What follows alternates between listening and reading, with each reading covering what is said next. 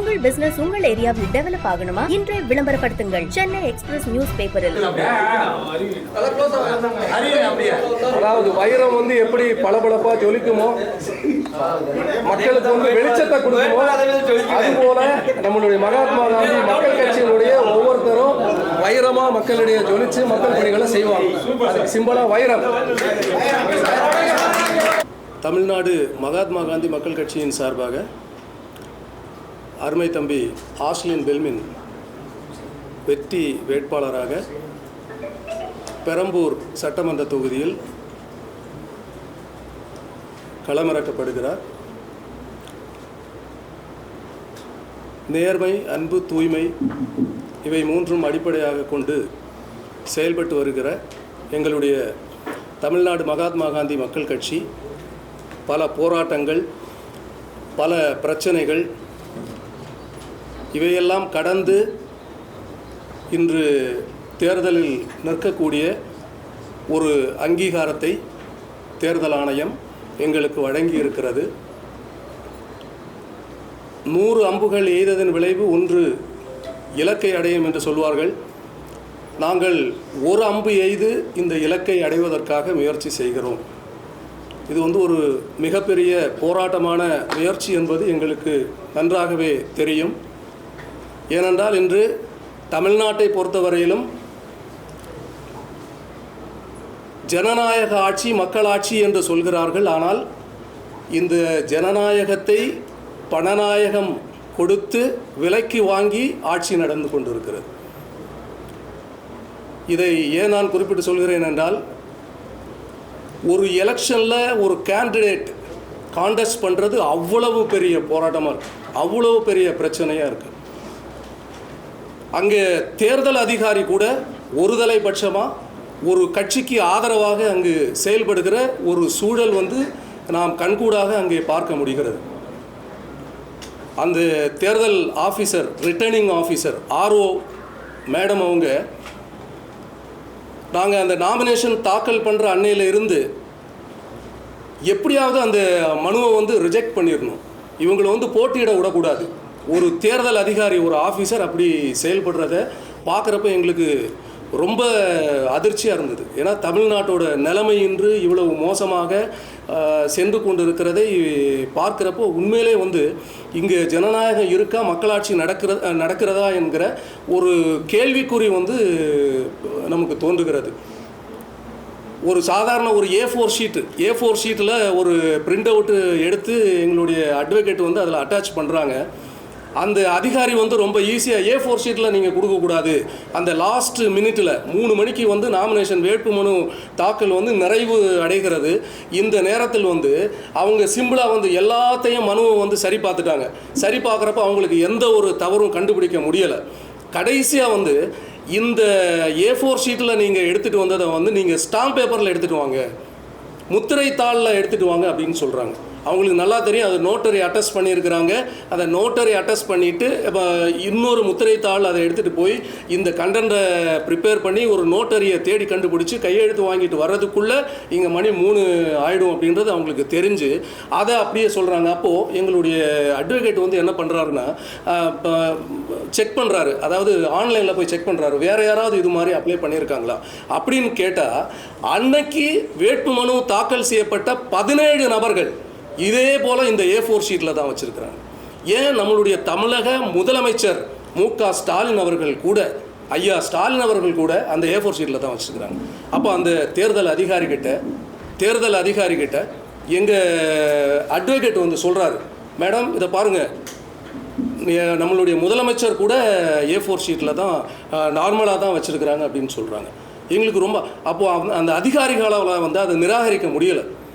கொஞ்ச நேரம் அப்படியே நீங்கள் வெளியே போங்க நான் இப்போ சொல்கிறேன் அப்படின்ட்டு சொல்லி அனுப்புகிறாங்க. ஸோ இது இவ்வளவு பேனிக்காக இந்த தமிழ்நாடு வந்து போயிட்டுருக்குன்னா, ப்ரெஸ் மீடியா உங்களே எல்லாரையும் வந்து இந்த ஆளுகின்ற கட்சி வந்து விலக்கி வாங்கியிருக்காங்க அப்படின்ட்டு நான் சொல்லுவோம். ஏன்னா இந்த ஆளுங்கட்சியோட எந்த ஒரு ப்ளஸ்ஸோ மைனஸோ, ப்ளஸ்ஸு பேசுனா போடுறாங்க, ஆனால் மைனஸ் பேசுனா போட மாட்டேன்றாங்க. அதுபோல் எங்களுக்கு அன்றைக்கி பத்திரிக்கையாளர் சந்திப்பில் அவங்க கேட்குற கொஸ்டின் கேட்குறதுக்கு முன்னாடி ஒரு சில சேனல், நான் சேனலுடைய பெயரை குறிப்பிட விரும்பவில்லை, அந்த சேனல்காரங்க என்ன சொல்கிறாங்கன்னா, நீங்கள் டிஎம்கேக்கு ஆதரவாக பேசுனீங்கன்னா நாங்கள் எல்லா சேனல்லையும் சூப்பராக போட்டுருவோம் அப்படின்னு சொல்கிறோம். என்னங்க இது? ஜனநாயக உரிமைக்கு குரல் கொடுக்கறது நீங்கள் தான். கரெக்டாக மக்களோடு மக்களாக நின்று மக்கள் பிரச்சனைகளை எடுத்து சொல்கிறவங்க பத்திரிகையாளர்களும் ஊடகவியலாளர்களும். அப்போது உங்களையே விலைக்கு வாங்குறாங்கல்ல, நீங்களே ஏன் அப்படி கேட்குறீங்க? இந்த கட்சிக்கு ஆதரவாக பேசுங்க, அந்த கட்சிக்கு ஆதரவாக பேசுங்கன்ட்டு எதுக்கு கேட்குறீங்க? அப்போது இங்கே ஜனநாயக உரிமை முற்றிலுமாக அழிக்கப்பட்டு விட்டதுன்றது நிசாப்தமான உண்மை. அது நமக்கு தெள்ள தெளிவாக தெரியுது. அதாவது நம்ம என்ன தப்பு பண்ணோம், இந்த தமிழ்நாடு மக்கள் என்ன தப்பு பண்ணாங்க, அதாவது இந்த ஒரு விரலில் கொஞ்சம் மைய தடவி விட்டாங்க, கரெக்டாக. ஆனால் இந்த ஆட்சியாளர்கள் இந்த மக்களுடைய மைய தடவுன மக்களுடைய நெற்றியில் ஒரு பெரிய பட்டநாமத்தை போட்டு விட்டாங்க. இதுதான் இங்கே நடந்துட்டுருக்கு. இந்த நிலை மாற வேண்டும். இந்த நிலை மாறி ஒரு நல்ல மக்களாட்சி, அதாவது கர்ம வீரர் ஐயா பெருந்தலைவர் காமராஜர், மகாத்மா காந்தியடிகளுடைய, கக்கன் அவர்களுடைய ஒரு நல்ல அரசியல் மாற்றம் இங்கு உருவாக வேண்டும் என்பதுதான் எங்களுடைய எண்ணமும் சிந்தையும். ஆகவே தான் இந்த மகாத்மா காந்தி மக்கள் கட்சியின் சார்பாக 100 அம்புகள் எய்து ஒரு இலக்கை அடைவதற்கு பதிலாக ஓரம்பை எய்து எங்களுடைய பேக்ரவுண்டு, ஃபினான்ஷியல், பண வலிமை எல்லாம் அடிப்படையில் ஒரு தொகுதியில் தான் ஆளை விட்டு எங்களால் களமாட முடியுன்ற ஒரு எண்ணத்தால் நாங்கள் மக்களாகிய பெரம்பூர் தொகுதி மக்களை நம்பி களமாட நாங்கள் களத்தில் இறங்கியிருக்கிறோம். அன்பார்ந்த பெரம்பூர் தொகுதி வாக்காளர் பெருமக்கள் அத்தனை பேரும் எங்களுக்கு சப்போர்ட் பண்ணணும். அன்பு தம்பி ஆஸ்லின் பெல்மின் அவர்களுக்கு நீங்கள் கண்டிப்பாக இப்போ சின்னத்தை நாங்கள் அனௌன்ஸ் பண்ணுவோம். அந்த சின்னத்தில் நீங்கள் வாக்குகளை செலுத்தி பெருவாரியான வாக்குகள் வித்தியாசத்தில் வெற்றி பெற செய்ய வேண்டும் என்று உங்கள் அனைவரையும் கேட்டு நான் நிறைவு செய்வேன். தற்போது வேட்பாளர் அவர்கள் பேசுவார்கள்.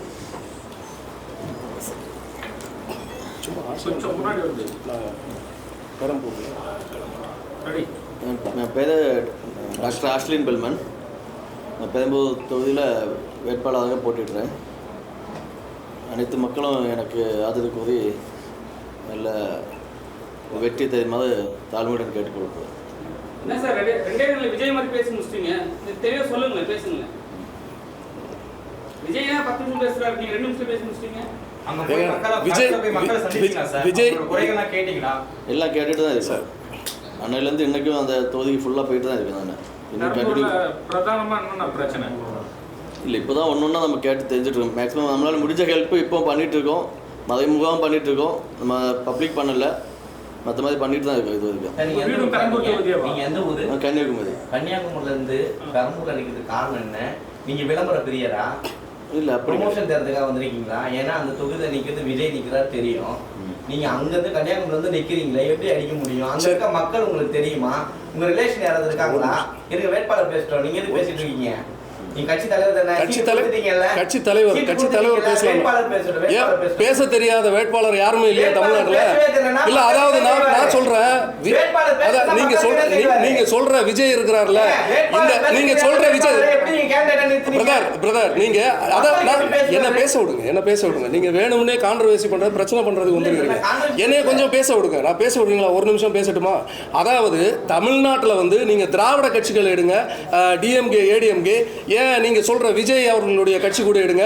234 தொகுதிகளிலே நிறுத்தப்பட்டிருக்கிற வேட்பாளர்கள் நீங்க கேட்கிற பத்திரிகையாளர்கள் கேட்கிற இந்த கேள்விகளுக்கு தெள்ள தெளிவாக பதில் சொல்வதற்கு ஒருத்தனுக்கு திராணி இருக்கா? நீங்க அவங்கள கேளுங்க. நான் ஒரு புது கட்சி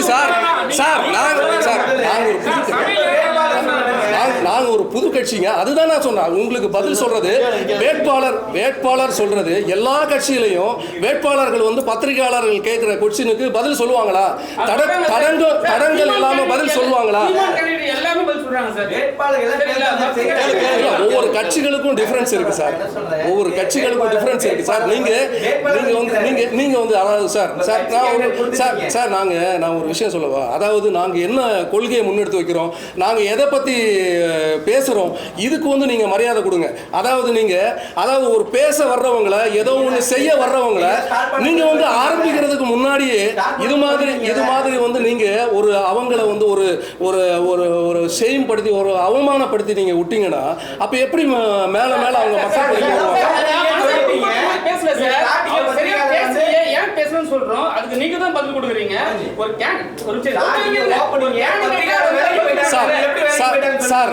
சார் கேப்டன் சார் என்கிட்ட சொன்னாங்க, அதாவது என்கிட்ட சொன்னாங்க சார் இங்க இருக்கிற லீடிங் சேனல் எந்த சேனல், அதாவது லீடிங் சேட்டலைட் சேனல் ஒரு 6 சேனல் என்கிட்ட வந்து பேசுனாங்க. அதாவது நீங்க விஜய்க்கு எதிராக பேசுனீங்கன்னா நாங்க பைட் இப்போ எடுத்து லைவ் போடுறோம் அப்படின்னு சொன்னாங்க. அதுக்கு என்கிட்ட வீடியோ ஆதாரம் இருக்கு ரைட்டா. நான் ஏன் போய் சொல்லணும், நான் எதுக்கு பேசணும் சார், நான் என்னுடைய கட்சி, நான் என்னுடைய சார்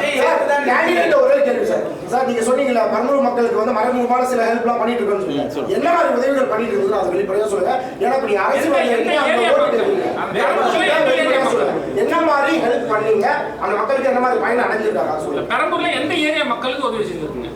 ஆக்சுவலி நான் தொழில் பண்ணிட்டு இருக்கேன். தொழில் எந்த ஏரியா இல்ல சார் என்ன ஹெல்ப் பண்ணீங்க, என்ன மாதிரி பலன் வந்து பெரம்பூர் மக்கள் அடைஞ்சிருக்காங்கன்னு சொல்லுங்க. இது பண்ணிருக்கேன் ஆக்சுவலி பல இடங்களில் பல பிரச்சனைகள் நான் பண்ணிட்டு இருக்கேன். உங்களுக்கு எல்லாமே நான் கிளியர் பண்ணிட்டு இருக்கேன். நான் இல்ல எந்த தொகுதியில சார் பண்ணிருக்கீங்க? அந்த பெரம்பூர்னா பெரம்பூர் மட்டும் கிடையாது, வேசார்பாடி பெரம்பூர் தொகுதி தான்.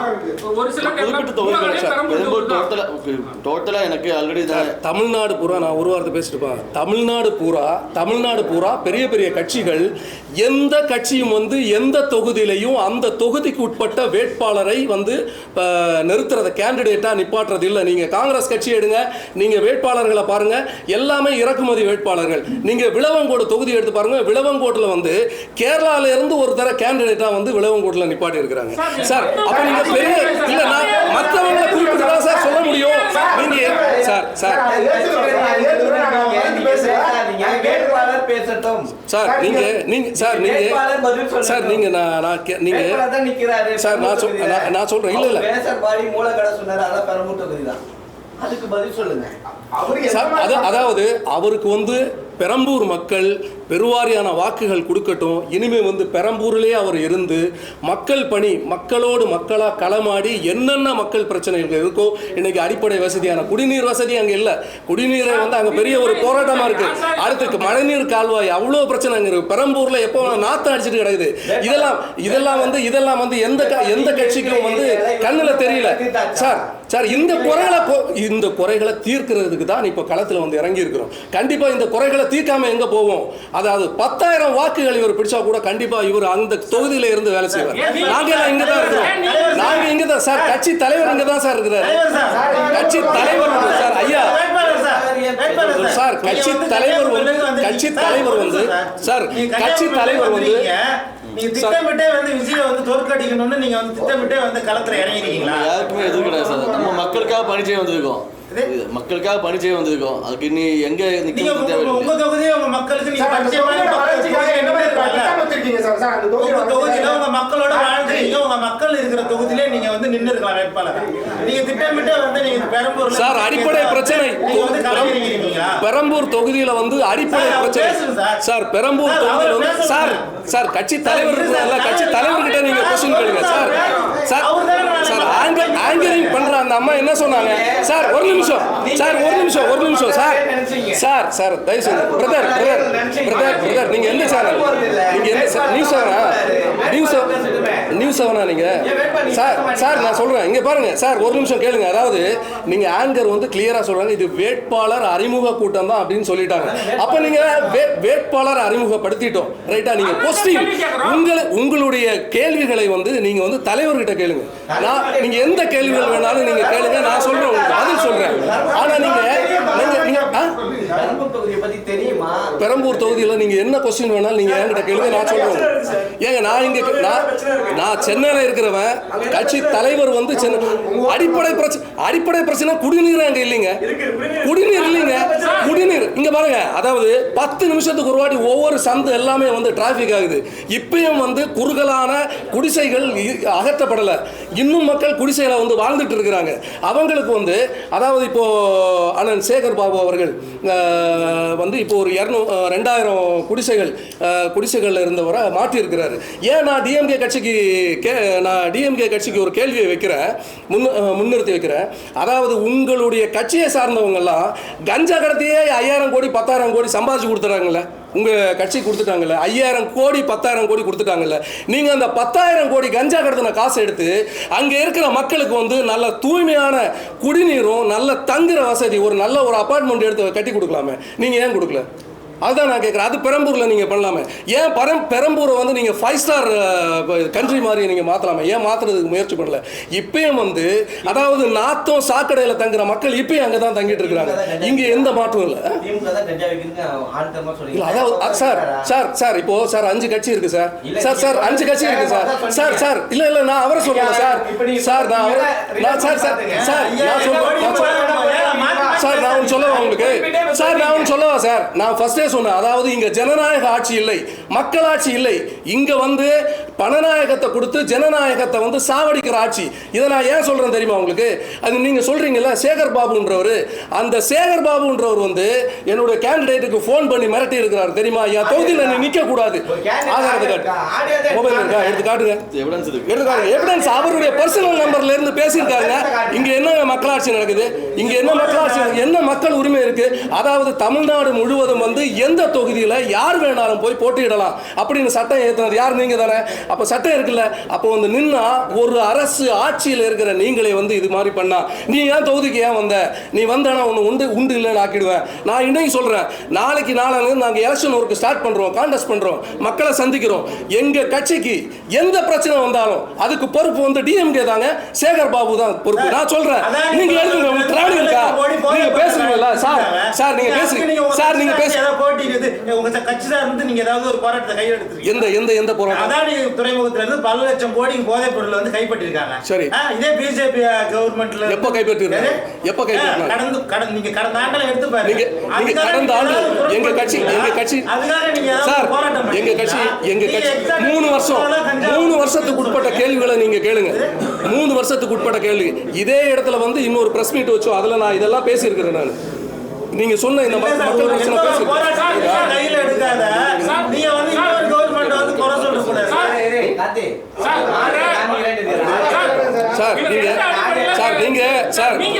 சார் நீங்க இப்ப நான் ஒன்று சொல்லவா, நீங்க கூட உங்களை கூட யாரோ ஒருத்தங்க கரெக்டா ஃபைன் டியூன் பண்ணி விட்டுருக்காங்க, இவங்களை வந்து அசிங்கப்படுத்தி விட்டுருங்க அப்படின்னு நீங்க ஒரு முடிவோட கேள்வி கேட்குறீங்க. ஆனா நாங்க சொல்றோம் சார், நான் சொல்றேன் நீங்க எந்த கொஸ்டின் வேணாலும் கேளுங்க, நான் ஓப்பனா நான் பதில் சொல்றேன், உங்களுக்கு எது வேணாலும் பேசுங்க.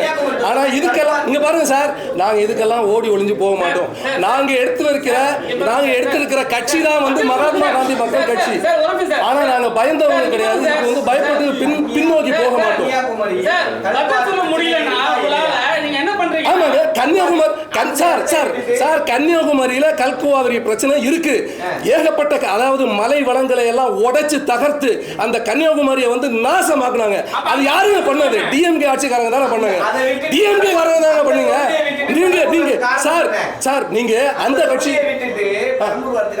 சரி, இந்த தமிழ்நாட்டில் 234 சட்டமன்ற தொகுதியில நட்சத்திர அந்தஸ்து பெற்ற ஒரு பரவலா எல்லாரும் பேசுற ஒரு தொகுதி எதுங்க?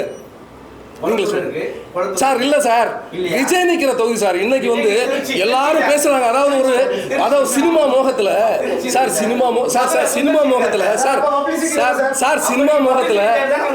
நீங்க சினிமா மோகத்துல இன்னைக்கு ஜனங்கள் எல்லாமே வந்து அதுல கட்டுண்டு கிடக்குறாங்க. அப்போ இந்த விஜய் மோகத்துல இன்னைக்கு நிறைய பேர் வந்து எல்லாமே பெரம்பூர் பேசுறாங்கல்ல.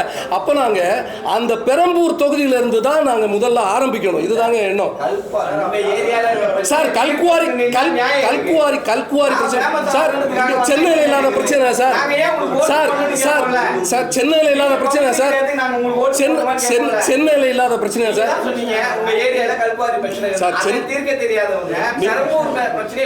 சார் நீங்க சார் இந்த தமிழ்நாடு பூரா நீங்க தமிழ்நாடு பூரா எல்லா இடத்துலயும் பிரச்சனை இருக்கு. பிரச்சனை இல்லாத ஒரு தொகுதி நீங்க சொல்லுங்க. தமிழ்நாடு முழுவதும் உள்ள 234 தொகுதியிலையும் 234 விதமான பிரச்சனைகள் இருக்கத்தான் செய்யுது. அதுக்காக எந்த கட்சி நடவடிக்கை எடுக்குது? அதாவது எந்த கட்சியில் எந்த தொகுதியில் நின்னாலும் அங்கே ஒரு பிரச்சனையை கையில் எடுக்கிறதுக்கு நமக்கு சோர்ஸ் வந்து கொடுத்துட்டு தான் இருக்கிறாங்க ஆளுங்கட்சியினர். சார் நீங்கள் காசு கொடுங்க நிறுத்துறோம், நீங்கள் ஒரு 50 கோடி ரூபாய் கொடுங்க நிறுத்துறோம். சார் இவர் எப்படி தேர்ந்தெடுத்துங்க? இவருதான் வேட்பாளரை எப்படி நீங்க தேர்ந்தெடுத்தீங்கன்னா மகாத்மா காந்தி மக்கள் கட்சி 10 விரல்ல பிரேஸ்லெட் எல்லாம் எப்படி இவரை நீங்க தேர்ந்தெடுத்தீங்க? சார் 10 விரல்ல பிரேஸ்லெட் போட்ட உடனே மகாத்மா காந்தி மக்கள் கட்சி சார் 10 விரல்ல பிரேஸ்லெட் போட்ட உடனே ஒரு மனுஷனுடைய மனசு வந்து மாறிடுமா நீங்க கண்டுபிடிச்சிருவீங்களா? நீங்க அவர் மகாத்மா காந்தி மக்கள் கட்சியில் ஒரு கேண்டிடேட்டா நிக்கிறதுக்கு தன்னை அர்ப்பணிச்சு நிக்கிறாருல்ல, அவருடைய 10 விரல் மோதிரத்தை வச்சு நீங்க என்ன பண்ண போறீங்க? நான் ஒண்ணுமே போடல.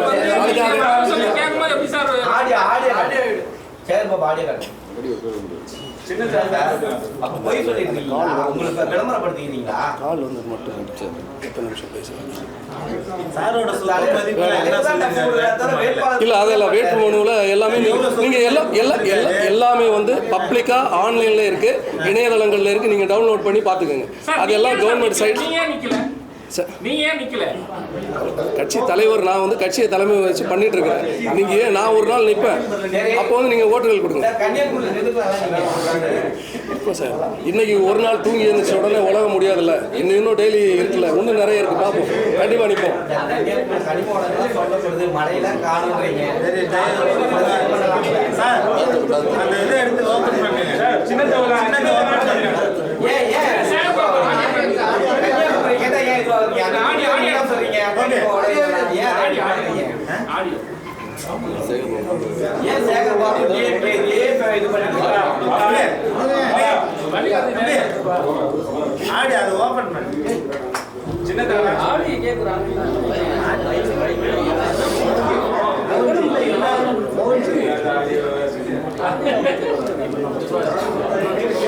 சிம்பிள் இது பண்ணிக்கலாமா? ஆடியோ இருக்கா இல்லையான்னு செகண்ட் சரியா? இப்போ வந்து நீங்க வந்து ப்ரெஸ்ஸை வந்து கூப்பிட்டு வச்சு என்ன சொன்னீங்கன்னா எங்களை டார்கெட் பண்ணி கேள்வி கேட்குறேன்னு, கேள்வி கேட்குறது தான் சார் எங்களோட சரியா தரமான கடமை சரிங்களா? அதை நீங்க வந்து நீங்க சொல்ற ஒரு வார்த்தை என்னன்னா, நீங்களே வந்து டார்கெட் பண்ண யாரா இருந்தாலும், இந்த இடத்துல விஜயா இருந்தாலும், இந்த இடத்துல வந்து ஸ்டாலின் சாரே இருந்தாலும் நாங்க கேள்வி கேட்போம் சரிங்களா? அது எங்களோட உரிமை.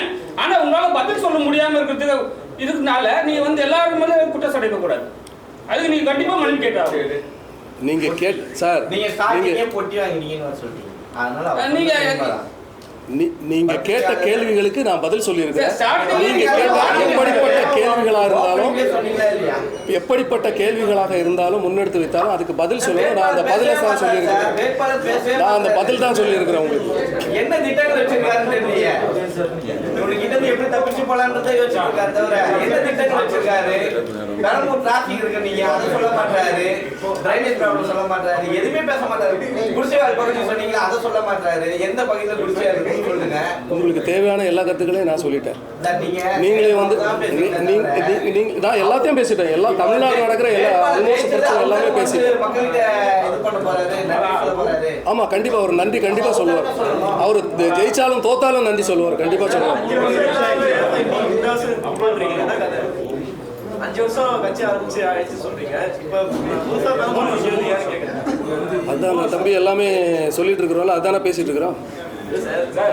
ஏன் எங்க நிக்க கூடாது? தமிழ்நாட்டுல எந்த தொகுதியில எங்க வேணாலும் நிக்கலாம்ல, அது நிக்க கூடாதுன்னு சட்டம் இருக்கா? சட்டம் இல்லாம நின்னா உங்க கட்சியில எத்தனை உறுப்பினர் இருக்காங்க சார்?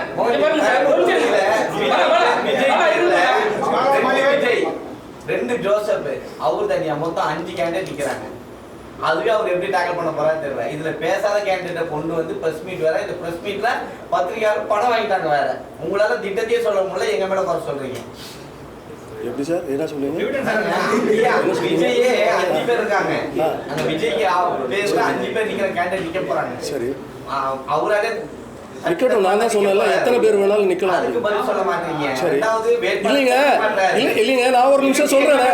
நீங்க நான் சொல்றேன், நீங்க சொல்றீங்கல்ல 5 கேண்டிடேட்டை நிப்பாடி இருக்கிறான்ட்டு. நான் தான் சொல்றேன் 5 பேர்ல 500 பேர் கூட நிக்கலாமே. இது மக்களாட்சி தானே நடந்துட்டு இருக்கு. அப்ப மக்களாட்சி நிக்கத்தான் செய்வாங்க. அது நிக்கதான் எல்லா வேட்பாளர்களையும் நீங்க பேச விடுங்க சார். நீங்க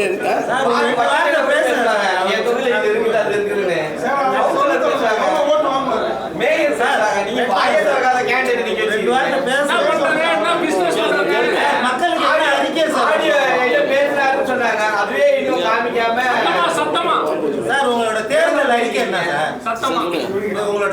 மக்களுக்கு உங்களோட தேர்தல் அறிக்கை வெறும் சின்னத்தை மட்டும் நீங்க அறிமுகப்படுத்த போறீங்க. மக்களை போய் சந்திக்க போறோம். மக்களுக்கான தேர்தல் அறிக்கை என்ன கொடுக்குறீங்க, அந்த மக்களுக்கு நீங்க என்ன செய்ய போறீங்க அதை மட்டும் சொல்லிடுங்க. அதை மட்டும் சொல்லுங்க. மக்களுக்கு நம்ம முடிஞ்ச வரைக்கும் நம்ம எல்லாம் பண்ணிட்டு தான் இருக்கோம் எப்போவுமே.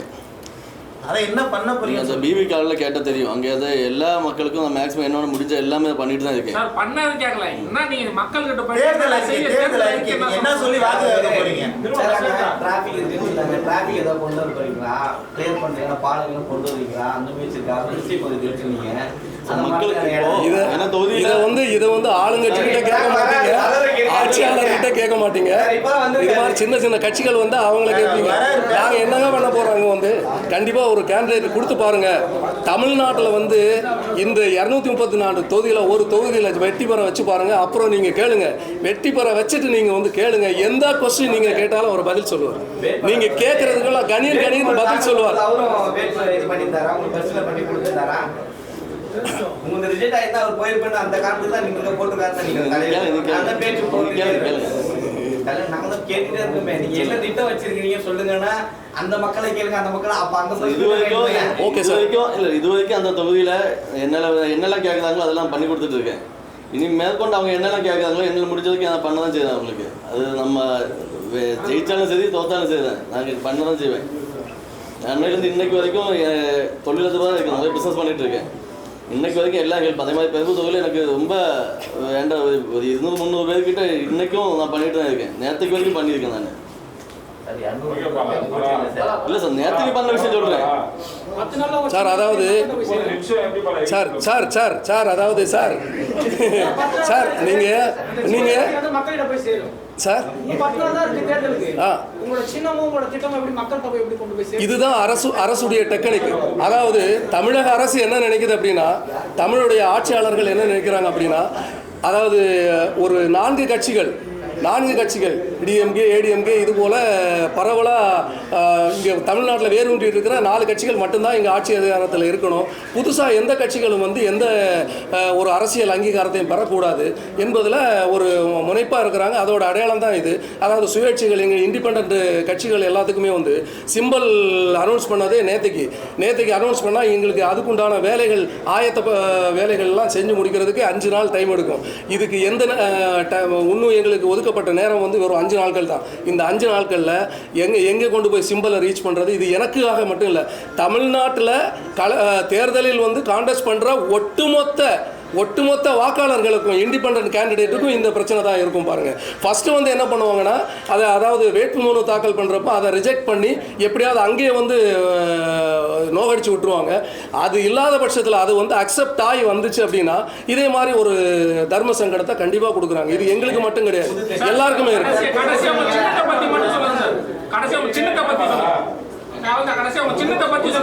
சின்ன இப்போ சிம்பிள் வந்து ஓபன் பண்ணிடலாம் சொல்லிடுங்க. புது கட்சி சொன்னீங்கல்ல, ஆல்ரெடி இங்கே டிவிக்குன்னு ஒன்று டஃப் கொடுக்க வந்துருச்சு 2 கட்சிக்கும், ஆண்டு கட்சிக்கும் ஆளுகின்ற கட்சிக்கும்.